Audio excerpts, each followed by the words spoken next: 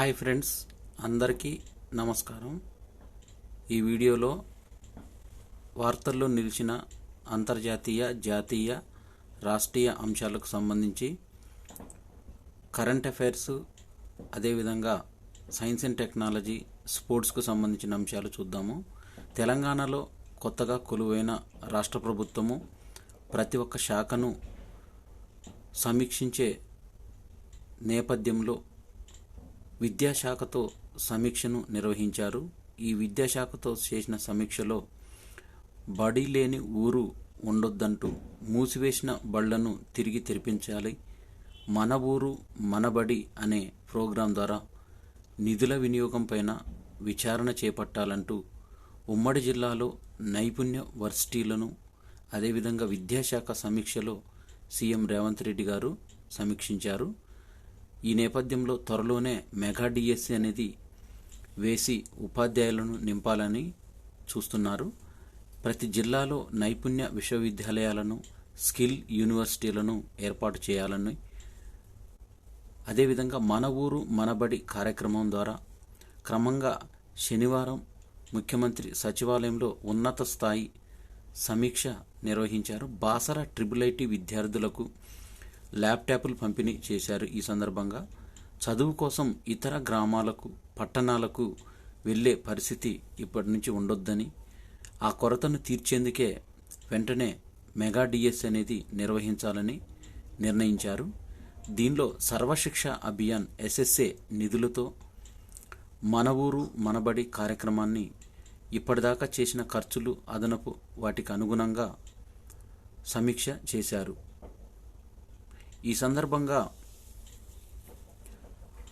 రైతు భరోసా, పింఛన్లు ఇవనేవి యథాతథంగా నిర్వహిస్తారు.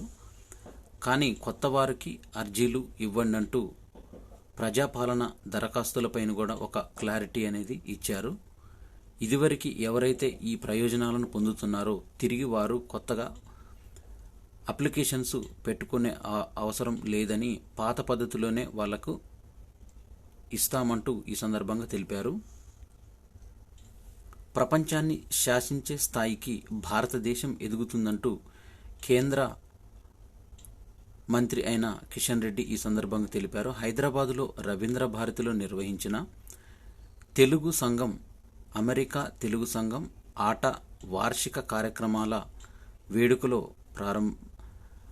అటెండ్ అయిన ఇతను నిపుణులు, సంఘ సేవకులు, కళాకారులు జ్ఞాపికలతో వారిని సత్కరించారు.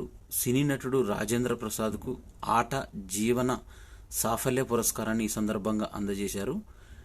అనంతరం కిషన్ రెడ్డి మాట్లాడుతూ, పిల్లలు మన దేశానికి వచ్చే రోజుల్లో దగ్గరలోనే ఉన్నాయంటూ రాష్ట్ర మంత్రి దుద్దిల శ్రీధర్బాబు మాట్లాడుతూ, మార్చిలో ఎన్ఆర్ఐ వెల్ఫేర్ బోర్డును అనేది కూడా ఏర్పాటు చేస్తామంటూ ఈ సందర్భంగా తెలిపారు. ప్రైవేటు వర్సిటీల్లో కూడా ఎస్సీ ఎస్టీ రిజర్వేషన్లను ఇష్టారాజ్యంగా ప్రైవేటు విశ్వవిద్యాలయాలు వినియోగించుకోవటం సరైంది కాదని సమీక్షలో ముఖ్యమంత్రి రేవంత్ రెడ్డి ఈ సందర్భంగా తెలిపారు. ప్రైవేటు విశ్వవిద్యాలయాలు కూడా అనుసరించాల్సిన గైడ్లైన్స్ అయితే ఏవైతే ఉన్నాయో వాటిని సమగ్రంగా నిబంధనలు రూపొందించి అధికారులను ఆదేశించారు. ఎస్సీ ఎస్టీ రిజర్వేషన్లను కల్పించాలని రాజ్యాంగపరమైన హక్కు ఏదైతే ఉందో దీనిలో రాష్ట్రంలోని ప్రైవేటు విశ్వవిద్యాలయాల్లో అమలు చేయాల్సిందేనంటూ ఈ సందర్భంగా రాష్ట్ర ప్రభుత్వము దీనికి సిద్ధంగా ఉందంటూ ఇప్పటికే రాష్ట్రంలో ఉన్న ప్రైవేటు యూనివర్సిటీలు ఏవైతే ఉన్నాయో వాటి కోసం ఇచ్చిన అనుమతులు, మార్గదర్శకాలు, ప్రభుత్వము నుంచి పొందుతున్న సౌకర్యాలు, విద్యార్థులకు సంఖ్య, సూచనలు, వసూలు చేసిన ఫీజులు, బోధనా రుసుములనేవి, బోధనేతర సిబ్బందికి సంబంధించిన విద్యార్హతలనేవి, అదేవిధంగా ఇండ్ల ప్లాట్ల రిజిస్ట్రేషన్ల కింద అదనపు భూములు ధరణిలో చూపించిన వాటిలో కొన్ని ప్రైవేటు వర్సిటీలు నెలకొల్పేందుకు కూడా అనుమతులు ఇచ్చామంటూ ఈ సందర్భంగా ఇవి పునరావృతం కాకుండా చర్యలు తీసుకోవాలని రాష్ట్ర ప్రభుత్వం చూస్తుంది. సుప్రీంకోర్టుకు తెలంగాణ స్టాండింగ్ కౌన్సిల్ అడ్వకేట్గా కరణం శ్రవణ్ కుమార్ను అడ్వకేట్ ఆన్ రికార్డ్స్గా దేవీనా సెహగల్ను నియమిస్తూ రాష్ట్ర ప్రభుత్వం శనివారం ఒక ఉత్తర్వును జారీ చేసింది. హైకోర్టులో ప్రభుత్వ న్యాయవాదిగా ఆడెపు దివ్యను నియమిస్తూ రాష్ట్ర వ్యవహారాల శాఖ కార్యదర్శి అయిన తిరుపతి ఉత్తర్వులు జారీ చేశారు. అగ్ని ప్రమాద బాధితుల రక్షణలో వార్షిక నివేదిక ఒకటి తయారు చేశారు. 2093 మంది ప్రాణాలను కాపాడిన అగ్నిమాపక సేవల శాఖ ఇచ్చిన వార్షిక నివేదికలో కొన్ని అంశాలను వెల్లడించారు. తెలంగాణ రాష్ట్ర విపత్తు స్పందన రెస్పాన్స్ సంబంధించింది అగ్నిమాపక సేవల శాఖ ఈ ఏడాది ప్రత్యేకంగా గతేడాది 7,942 మందిని కాపాడింది. గతేడాదితో పోలిస్తే 7,174 మంది ప్రమాదాలను మెరుగ్గా నియంత్రించడంతో పాటు అదేవిధంగా ప్రమాదాల్లో చిక్కుకున్న 2,093 మంది బాధితులను ప్రాణాలను కాపాడింది. ఈ ఏడాదిలో రాష్ట్రంలో కొత్తగా 19 అగ్నిమాపక కేంద్రాలను మంజూరు చేసింది. అగ్నిమాపక నిరభ్యంతర పత్రాలకు వచ్చిన 6,549 దరఖాస్తులు, అగ్నిమాపక శకటాలతో కూడిన రాష్ట్ర వ్యాప్తంగా 10,000కు పైగా అవగాహన సదస్సులనేవి నిర్వహించారు. 4,445 మాక్ డ్రిల్స్ నిర్వహించడంతో పాటుగా 389 ప్రాంతాల్లో ఆకస్మిక తనిఖీలనేవి చేపట్టారు. 190.14 కోట్లతో ప్రతిపాదనలు ఈ సందర్భంగా పంపించారు. ఈ ప్రక్రియ తుది మెరుగు బహుళ అంతస్తుల భవనాల భద్రతకు థర్డ్ పార్టీ ఫైర్ ఆడిట్స్ నిర్వహించే సంస్థల ఎంపిక ప్రక్రియ అనేది నిరంతరం జరుగుతుందంటూ ఈ సందర్భంగా తెలిపారు. గిగ్ ప్లాట్ఫామ్ వర్కర్లకు 5 లక్షల ప్రమాద బీమాను అందించాలంటూ కార్మిక శాఖ ఉత్తర్వులు జారీ చేసింది. 5 లక్షల విలువైన ప్రమాద బీమా పరిధిలోకి తీసుకురావాలంటూ ప్రమాదవశత్తు ఎవరైనా మరణిస్తే వారి కుటుంబాలకు ప్రభుత్వం 5 లక్షల బీమా పరిహారాన్ని చెల్లించనుందంటూ రాష్ట్రంలో ఉపాధి పొందుతున్న గిగ్ ప్లాట్ఫామ్ వర్కర్ల సంక్షేమం కోసం ఇది కీలక నిర్ణయం ఈ సందర్భంగా తీసుకున్నారు. మానవతా విలువలను పెంపొందించేదే ఐఫోకస్ మిషన్ అంటూ కేంద్ర మంత్రి కిషన్ రెడ్డి ఈ సందర్భంగా తెలిపారు. సమాజంలో మానవతా విలువలను పెంపొందించే సంస్థగా ఐఫోకస్ పనిచేస్తుందంటూ కేంద్ర మంత్రి కిషన్ రెడ్డి అన్నారు. ఈ మిషన్ 18వ వార్షికోత్సవం నడుస్తున్న 18వ వార్షికోత్సవం పేరుతో జయప్రభ అనే పేరుతో 2023 శనివారం ఉప్పల్లోని శిల్పారామంలో వేడుక జరిగింది. ఈ సంస్థ చీఫ్ కోఆర్డినేటర్ వాసుదేవ శర్మ అధ్యక్షతన జరిగిన ఈ కార్యక్రమానికి ముఖ్య అతిథులుగా కేంద్ర మంత్రి కిషన్ రెడ్డి, రాష్ట్ర మాజీ మంత్రి హరీష్ రావు, సినీ గేయ రచయిత జొన్నవిత్తుల రామలింగేశ్వరరావు, విషయ నిపుణులు ఆకెళ్ల రాఘవేంద్ర పాల్గొన్నారు. కిషన్ రెడ్డి ఈ సందర్భంగా మాట్లాడుతూ దేశానికి లేని యువశక్తి మనకే సొంతమన్నారు. ప్రస్తుతం మనది అభివృద్ధి చెందుతున్న దేశమని, రాబోయే 25 ఏళ్లలో అభివృద్ధి చెందిన దేశంగా నిలబడుతుందంటూ ఆశాభావాన్ని ఈ సందర్భంగా వ్యక్తం చేశారు.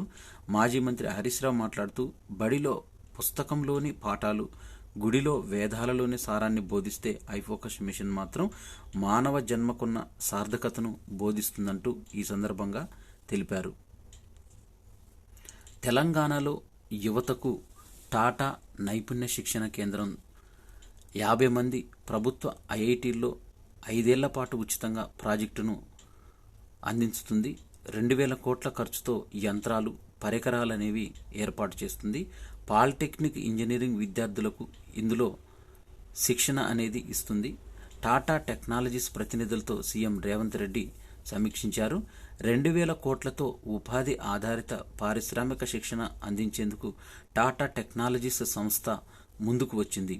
ఈ టాటా టెక్నాలజీస్ సంస్థ అనేది రాష్ట్ర ప్రభుత్వంతో ఒప్పందం చేసుకుంది. ఈ ఉన్నతాధికారులతో కమిటీని నియమించి వారి కార్యదర్శికి సూచించారు. యువతకు ఇండస్ట్రియల్ ఆటోమేషన్, రోబోటిక్స్, ఐఓటీ, ఆధునిక C N C machining technicians, E V mechanic basic designer, virtual verifier, V R అసైడ్ వెల్డింగ్, పెయింటింగ్, అడ్వాన్స్డ్ మ్యానుఫ్యాక్చరింగ్ లాంటి 4.0 పరిశ్రమ ఆధారిత కోర్సుల్లో నైపుణ్యకి శిక్షణ ఇవ్వాలంటూ టాటా నైపుణ్య శిక్షణ సంస్థను కోరారు. ప్రపంచ blitz champ Carlsen, depending champions Magnus Carlsen. Norway దేశానికి చెందిన కార్ల్సన్ ప్రపంచ బ్లిడ్జ్ చెస్ ఛాంపియన్షిప్ను నిలబెట్టుకున్నాడు. 21 రౌండ్లలో 16 పాయింట్లతో అతడు విజేతగా నిలిచారు. ఇప్పటికే ర్యాపిడ్ టైటిల్ను నిలబెట్టుకున్న కార్ల్సన్ బ్లిడ్జ్ టైటిల్తో ప్రపంచ చెస్ ఛాంపియన్లో తన ఆధిపత్యాన్ని మరొకసారి చాటుకున్నారు. అర్జున్ ఎరగేసి 14 పాయింట్లు 6వ స్థానంలో ఉన్నారు. ప్రజ్ఞానంద 12.5% మార్కులతో 28వ స్థానం. గుకేష్ 12.5 38వ స్థానంలో. మహిళా విభాగంలో రష్యాకు చెందిన వాలెంటీనా గునివా 14 పాయింట్లతో టైటిల్ను గెలుచుకుంది.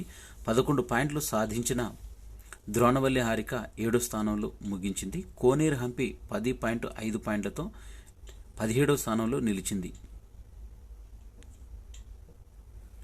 2023 సంవత్సరము క్రీడాకారులకు ఒక చరిత్ర సృష్టించడానికి ఎంతో దోహదం చేసింది. టోక్యో ఒలింపిక్స్లో ఛాంపియన్గా నిలిచి దేశ అథ్లెటిక్స్లో మెరుపు వేగాన్ని అందించిన జావెలిన్ థ్రోయర్ నీరజ్ చోప్రాకు అత్యున్నత ప్రదర్శన కొనసాగించాడు. ఈ 2023 సంవత్సరంలో ఈ ఏడాది 88.17 మీటర్ల ప్రదర్శనతో ప్రపంచ ఛాంపియన్గా నిలిచాడు. అదేవిధంగా ఈ ఘనత సాధించిన తొలి భారతీయ అథ్లెట్గా ఈ సందర్భంగా చోటు చేసుకున్నాడు. డైమండ్ లీగ్ ఫైనల్స్లో రజతం గెలవడంతో పాటు ఆసియా క్రీడల్లో ఒక పసిడి పథకాన్ని గెలుచుకున్నాడు. ఇక తెలంగాణ బాక్సర్ నిఖత్ జరీన్ వరుసగా 2వ ఏడాది ప్రపంచ ఛాంపియన్షిప్గా నిలిచింది.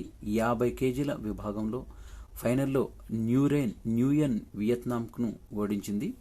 దిగ్గజ మేరీకోమ్ తర్వాత 2 సార్లు ప్రపంచ ఛాంపియన్షిప్గా నిలిచిన భారత మహిళా బాక్సర్ నిఖత్ జరీన్ రికార్డు నమోదు చేసింది. లవ్లీనా, స్వీటీ బోరాలు కూడా స్వర్ణాలు గెలిచారు.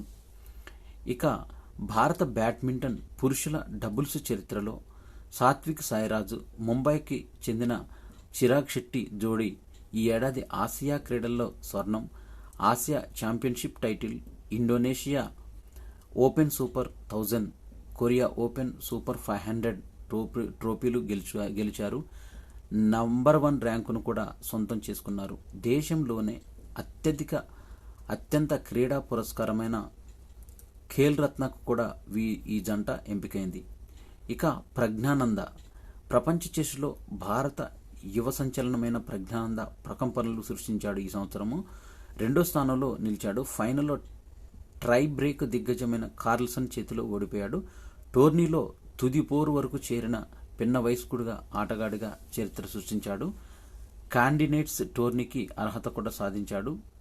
తెలుగమ్మాయి గ్రాండ్ మాస్టర్ కోనేరు హంపి కూడా తన ఆటలో సత్తా చాటింది. ఇక ఏపీ అథ్లెటిక్ జ్యోతి ఎర్రాజీ పతకాల పరుగులు పెట్టింది. ఆసియా 100 మీటర్ల హార్డిల్స్లో రజతం గెలుచుకుంది. యాన్షిప్స్లో అథ్లెటిక్ ఛాంపియన్షిప్లో 100 మీటర్ల హార్డిల్స్లో స్వర్ణం, 200 మీటర్ల పరుగులో రజతం గెలుచుకుంది. మరోవైపు తెలంగాణ అమ్మాయి నందిని అగసర ఆసియా క్రీడల్లో హెప్టాథ్లాన్లో కాంస్యాన్ని కూడా గెలుచుకుంది. ఇక ఆసియా క్రీడల్లో సెంచరీ నమోదు చేసింది. ఈ సంవత్సరము ఆసియా క్రీడల్లో భారత్ పతాక సెంచరీ కొట్టింది. మొత్తము 107 పతకాలతో అత్యుత్తమ ప్రదర్శనకు నమోదు చేసింది. ఇందులో 28 స్వర్ణాలు, 38 రజతాలు, 41 కాంస్యాలు ఉండటం విశేషం. ఈ ఏడాది కూడా జ్యోతి సురేఖ పతకాల పంటను పండించింది. వ్యక్తిగత కాంస్యం మహిళల టీం పసిడి సొంతం చేసుకుంది.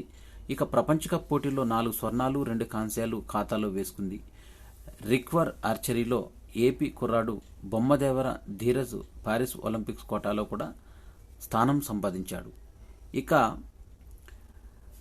భారత స్టార్ రెజ్లర్ వినేష్ పొగాట్ తన ఖేల్ రత్న అర్జున అవార్డులను వెనక్కి విచ్చేసింది. నరేంద్ర మోదీకి అందజేయమని కోరింది. ఇక కర్తవ్య పథ్ వద్ద వాటిని వదిలేసి వచ్చింది. పోలీసులు అవార్డులను స్వాధీనం చేసుకున్నారు. బ్రిజ్భూషణ్ సింగ్ సన్నిహితుడు సంజయ్ సింగ్ భారత రెజ్లింగ్ సమాఖ్య అధ్యక్షుడిగా ఎన్నికవడాన్ని నిరసిస్తూ అవార్డును వదులుకున్నానంటూ వినేష్ పొగాట్ ఇంతకుముందే ప్రకటించింది. దీని పట్ల కేంద్ర క్రీడా మంత్రిత్వ శాఖ సస్పెండ్ చేసిన సంగతి తెలిసిందే. సమాఖ్యను నడిపించడానికి ఐఓఏ అడ్హాక్ కమిటీలను ఏర్పాటు చేస్తామంటూ ఈ సందర్భంగా తెలిపారు. తెలంగాణ రాష్ట్ర ప్రభుత్వము రాష్ట్ర అడ్వకేట్ జనరల్గా సీనియర్ న్యాయవాది ఏ సుదర్శన్ రెడ్డిని నియమిస్తూ రాష్ట్ర ప్రభుత్వం శనివారం ఉత్తర్వులు జారీ చేసింది. ఈ మేరకు న్యాయశాఖ కార్యదర్శి అయిన ఆర్ తిరుపతి జీవో 636కు జారీ చేశారు. సుదర్శన్ రెడ్డి 1985 సంవత్సరంలో బార్ కౌన్సిల్లో తన పేరును నమోదు చేసుకున్నారు. సుదర్శన్ రెడ్డి 1985లో నమోదు చేసుకున్న తర్వాత న్యాయవాద వృత్తిని చేపట్టాడు. రాజ్యాంగ నిపుణుడిగా సివిల్, క్రిమినల్ కేసుల్లో వాదనలు వినిపించారు. 2011 నుంచి 14 మధ్య కాలంలో ఉమ్మడి రాష్ట్ర హైకోర్టు చివరి అడ్వకేట్ జనరల్గా ఏ సుదర్శన్ రెడ్డి తన బాధ్యతలను నిర్వహించారు. రాష్ట్ర హైకోర్టు 2009 నుంచి 2010 మధ్య ఉమ్మడి హైకోర్టు బార్ అసోసియేషన్ అధ్యక్షుడిగా కూడా ఇతను పనిచేశారు. ఇక జగిత్యాల జిల్లా సారంగపూర్ మండలం రేచిపల్లి సుదర్శన్ రెడ్డి స్వగ్రామం. ఈ వ్యవసాయ కుటుంబానికి చెందిన సుదర్శన్ రెడ్డి జగపతి రెడ్డి బుచ్చమ్మ దంపతులకు 1959 జూలై 25న జన్మించారు. పాఠశాల విద్య మొత్తం హైదరాబాద్ సెయింట్ పాల్ స్కూల్లో పూర్తి చేశారు. నిజాం కాలేజీలో డిగ్రీ, ఉస్మానియా యూనివర్సిటీ నుంచి న్యాయశాస్త్రంలో పట్టా పొందారు. 1984-85 మధ్య యూనివర్సిటీ స్టూడెంట్స్ యూనియన్ అధ్యక్షుడిగా కొనసాగారు. ఆయనకు 3 అక్కలు విజయ, వనజ, జలజ, భార్య రేణుక, కుమారుడు ఆదిత్య, కుమార్తె మహిత ఉన్నారు. సాఫ్ట్వేర్ ఇంజనీర్ అయిన మహిత డాక్టర్ సంతోష్ రెడ్డిని వివాహం చేసుకున్నారు. అమెరికాలో స్థిరపడ్డారు. కుమారుడు ఆదిత్య, కోడలు ఆకాంక్ష ఐఎస్బిలో ఎంబీఏ పూర్తి చేశారు. ఇది అడ్వకేట్ జనరల్గా ఎంపికైన ఏ సుదర్శన్ రెడ్డి ప్రస్థానం. ఏఐఎస్జిఈఎఫ్ జాతీయ ఉపాధ్యక్షుడిగా మారం జగదీశ్వర్. అఖిల భారత రాష్ట్ర ప్రభుత్వ ఉద్యోగుల సమాఖ్య ఏఐఎస్జిఈఎఫ్ జాతీయ ఉపాధ్యక్షుడిగా టీఎన్జీఓ రాష్ట్ర ప్రధాన కార్యదర్శి అయిన మారం జగదీశ్వర్ ఏకగ్రీవకంగా ఎన్నికయ్యారు. ఇతను డిసెంబర్ 28 నుంచి 30 వరకు కోల్కతాలో జాతీయ కార్యవర్గ సమావేశాల్లో పాల్గొన్నారు. ఈ సమావేశంలో తెలంగాణకు చెందిన 33 జిల్లాలు, రాష్ట్ర సంఘం నుంచి 200 మంది నాయకులు పాల్గొన్నారు. ఈ సందర్భంగా జాతీయ ఉపాధ్యక్షుడిగా జగదీశ్వర్ను ఎన్నుకున్నామంటూ టీఎన్జీఓ కేంద్ర సంఘం అసోసియేటెడ్ అధ్యక్షుడు కస్తూరి వెంకట్ తెలిపారు. తెలంగాణలోని నిజామాబాద్ జిల్లాలో జన్మించి లండన్లో స్థిరపడిన భారతీయ వైద్యుడు కన్నెగంటి చంద్రమోహన్ ఇతనికి ప్రతిష్టాత్మక బ్రిటిష్ పురస్కారానికి ఎంపికయ్యాడు. బ్రిటన్లో వివిధ రంగాల్లో సేవలందించిన వారికి ఏటా commander of the order of the British empire CBE పురస్కారాన్ని 2023 ఏడాదికి గాను వైద్య రంగంలో చంద్రమోహన్ చేసిన సేవలకు గాను ఈ పురస్కారాన్ని ఇవ్వనున్నారు. తెలుగు రాష్ట్రంలో పుట్టి ఆ దేశంలో స్థిరపడి ఈ పురస్కారం పొందిన తొలి వ్యక్తిగా చంద్రమోహన్ రికార్డును సంపాదించారు. నిజామాబాద్ జిల్లా కోటగిరికి చెందిన దామోదర్రావు, సరోజిని దంపతుల కుమారుడైన ఈయన జిల్లా కేంద్రంలోని సమీపంలో ధర్మారం గ్రామంలో జన్మించారు. స్థానిక నిర్మల్లోని 2వ తరగతి ఇంటర్ వరకు హైదరాబాద్లో విద్యనభ్యసించారు. తదనంతరం గుంటూరు వైద్య కళాశాలలో ఎంబీబీఎస్ చేశారు. 2002లో లండన్కి వెళ్లి అక్కడే స్థిరపడ్డారు. జనరల్ ప్రాక్టీషనర్గా సేవలందిస్తూ అసోసియేషన్ చైర్మన్గా పనిచేశాడు. ప్రస్తుతము బ్రిటన్లో వైద్యుల సంఘానికి అధ్యక్షుడిగా ఉన్నారు చంద్రమోహన్. అయోధ్యలో జనవరి 22న రామ్లల్లా విగ్రహ ప్రతిష్టాపన సందర్భంగా తెలంగాణలో జనవరి 1 నుంచి 15 వరకు జన సంపర్క్ అభియాన్ నిర్వహిస్తున్నట్లు విశ్వ హిందూ పరిషత్తు వెల్లడించింది. ఇందులో భాగంగా రాష్ట్రంలో 12,000 గ్రామాల్లో అక్షింతల పంపిణీ చేయనున్నట్లు తెలిపారు. హైదరాబాద్లోని బషీర్బాగ్ దేశోద్ధారక భవన్లో విశ్వ హిందూ పరిషత్ కార్యదర్శి పండరినాథ్, నేతలు రాజేశ్వర్ రెడ్డి, నరసింహమూర్తి, డాక్టర్ రామ్ సింగ్ మొదలైన వారు అదే రోజు మధ్యాహ్నం 12 గంటలకు అయోధ్యలో జరిగే విగ్రహ ప్రతిష్ఠ మహోత్సవాన్ని వీక్షించాలని విజ్ఞప్తి చేశారు.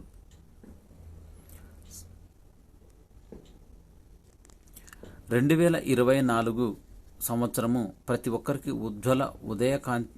ఉదయాన్ని కాంక్షిస్తూ బంగారు జీవితాన్ని స్వప్నిస్తూ కొన్ని సూచనలు చేసింది. ఈ సంవత్సరం స్థానిక సమరం భాజపా హ్యాట్రిక్ ఇండియాని అడ్డుకుంటుందా లేదా అనే దానిపైన ఒక చర్చ.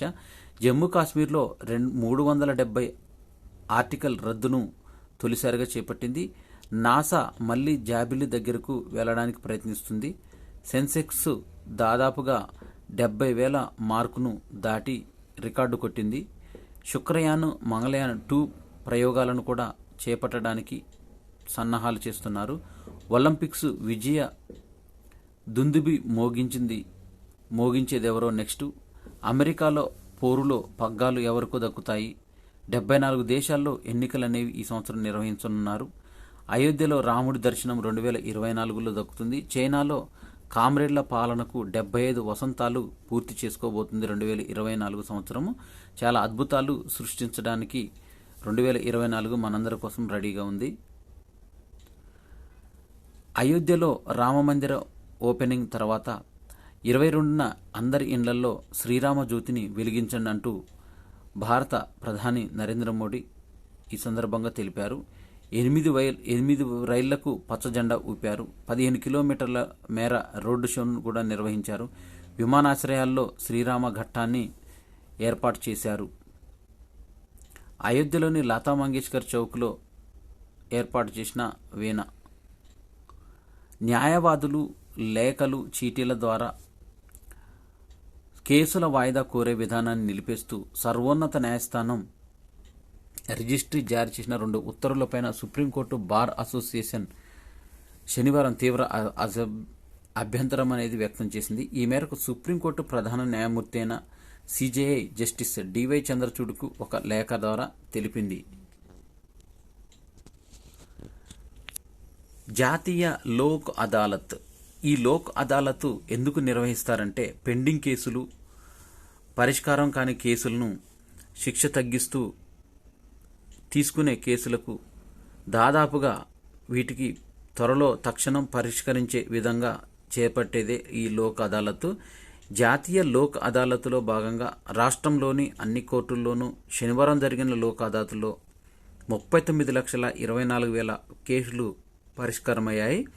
కక్షిదారులకు పరిహారంగా 190 కోట్లు ప్రకటించినట్లు రాష్ట్ర న్యాయ సేవాధికారి సంస్థ అయిన member secretary S Govardhan Reddy ఈ సందర్భంగా తెలిపారు.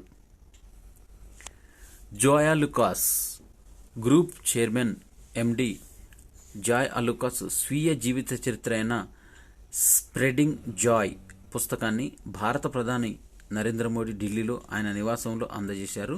ఈ పుస్తకంలో జాయ్ అలుకాస్ తన జీవిత అనుభవాలు, సాధించిన విజయాలు, ఎదురైన వైఫల్యాల గురించి ప్రస్తావించారు.